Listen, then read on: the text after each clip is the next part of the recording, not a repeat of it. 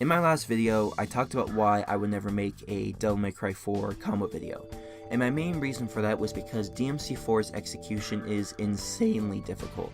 So difficult that it could take up a large portion of your life getting good at the game. Now, whether that's a good thing or a bad thing is a subject I'm not really going to discuss here in this video. I kind of touched the surface of it in my last video, but it's not something I want to focus on here.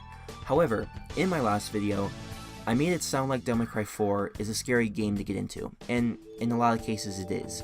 But it's one of my favorite games of all time for a reason, and that reason is depth. Despite the game being 10 years old now, Devil May Cry 4 still has the greatest combat system I've ever seen in a hack and slash game, building up from the fundamentals that also made DMC3 great. That greatness to me comes from its depth, but this depth comes from its execution. And I want to give a couple of examples to drive this point home, and one of those examples I want to bring up is with a game called Ultimate Marvel vs. Capcom 3. Maybe you've played it, maybe you haven't, and you might be wondering, well, why are you comparing a fighting game to a hack and slash game? They're two different genres. And while that's true, the reason I'm doing this is because I feel fighting games and hack and slash games share a lot of similarities. One similarity specifically that I'm going to be talking about here is with the audience that it appeals to. Fighting games and DMC4 or any hack and slash game can appeal to both the casual audience, people who prefer to play the game for its story and its characters, as well as a hardcore audience, people who prefer to spend their time playing the game to get good at it and maybe taking the game to the next level. Now for fighting games, that next level is most likely going to be the tournament scene. For Devil May Cry 4, that next level is going to be mastering the combat system to perform flashy combos. Both fighting games and DMC4 share a common audience, a casual audience and a hardcore audience in a general perspective. Looking at Marvel 3, take this basic Dante combo for example.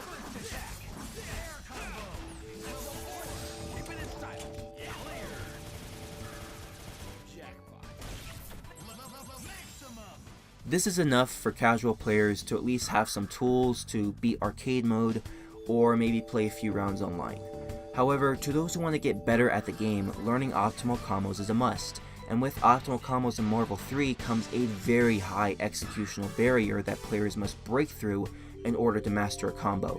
But with that executional barrier comes some fun to watch and insanely flashy combos. He's like guns and shit. Yo, this man's doing Yo, how much damage is this so far? He doesn't even know, he said. Watch this. Oh my god. Holy shit. This nigga is ridiculous, dude. Yo, Devil Trigger's not even supposed to last.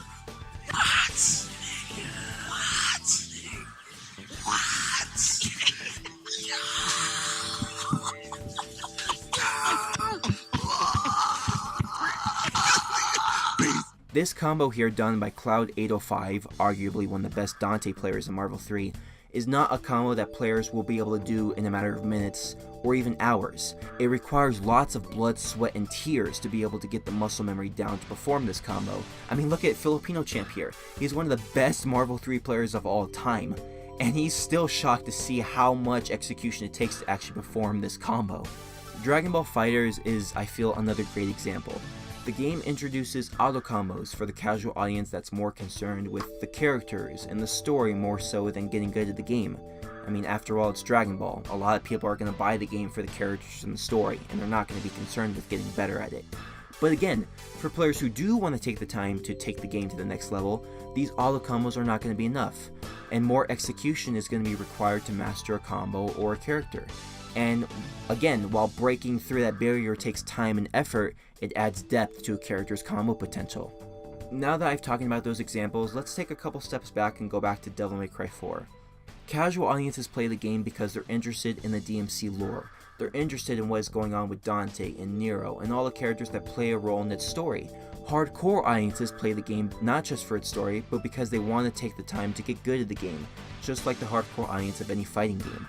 And as stated before, with getting good at a fighting game, or in this case DMC4, comes this executional barrier that you have to break through to master a combo or a character.